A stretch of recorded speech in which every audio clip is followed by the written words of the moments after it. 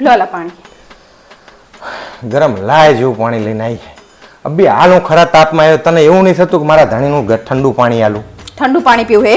હાસ તો વરી. હું તમને 10 દાડેથી કહું કે આપણું ફ્રીજ બગડ્યું હે, ફ્રીજનું કંઈક કરો, ફ્રીજનું કંઈક કરો, પણ તમે સાંભળો હો. 3 દાડેથી મારું દૂધ બગડી જાય. આ બાજુવાળાને ત્યાં હું દૂધ મૂકવા જાઉં. આમ ઘરનું તમને જરાય એમ ના બોલું, આમ જવાબદારી જ નહીં. એક કાને સાંભળો બીજા કાને કાઢી નાખો. અલી ભોંડી એવું નહીં, પણ આ બધા લોડ એટલા હોય ને કે હું ભૂલી જાઉં છું. આ કાલ રજા હે ને, કાલ જ આ ફ્રીજ ને ઉપાડીને ભંગારમાં નાખી દઉં, નવું ફ્રીજ લઈ નાખું. ના, ભંગારમાં નહીં આપવાનું. તો હમણાં મારા બેન જોડે મેં વાત કરી ને, તે મેં ફોટો પાડીને નાખ્યો, તે એને પસંદ આવી ગયું હે, તો બિચારીને માપનું હે ને તો એમને ચાલશે એ રહ્યું. અચ્છા, તો કઈ વાંધો નહીં, તો એને આપી દઈશું આપણે ફ્રીજ, નવું લાવી દઈશું. હવે સમજો ને આ એસી બંધ થઈ ગયું. હા, બગડેલું હે. શું કર્યું પણ હું એસી નું? પેલા ફ્રીજ બગડ્યું, હવે આ એસી બગડ્યું. લાયન તારનું હે ને ઠાઠિયાની જેમ હેડે હે. આ રૂમે જરાય આમ જો ઠંડો થાય જરાય.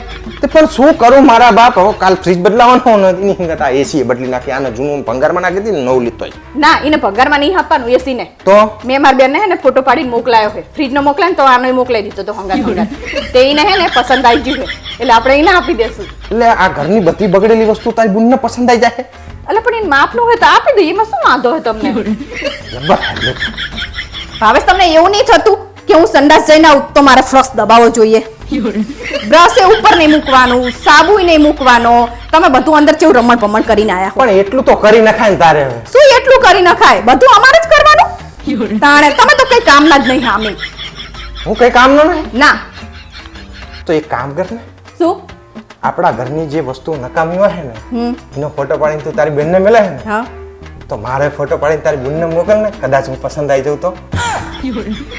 શું મોડો તમે જેમ તે બોલો નકરા.